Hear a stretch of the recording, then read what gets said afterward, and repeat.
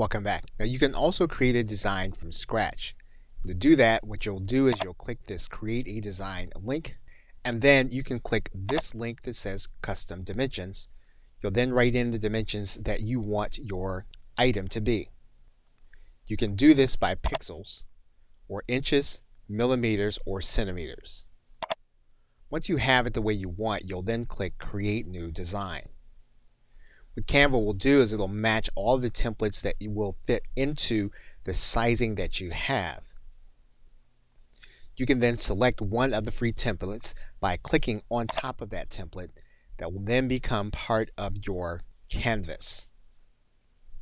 You'll then be able to make changes to the canvas by using your elements, your text, background, or even uploading content from your hard drive.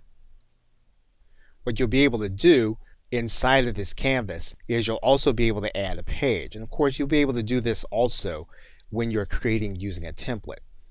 When you add a new page, what you'll then be able to do is you'll then be able to add in a different template for that page. Inside of the screen, what you can do is you can copy this page, and then you'll have a third page, and it'll be the same one that you just copied. You can add notes to individual pages.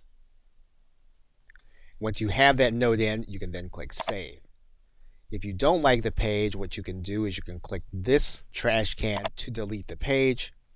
You'll then have two pages on this screen.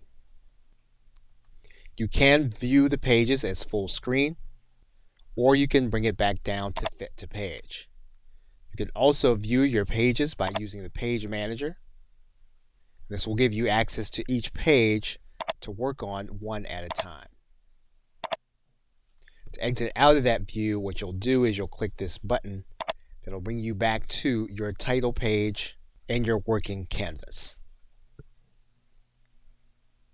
Okay, so with that, thanks, and I will see you in another video.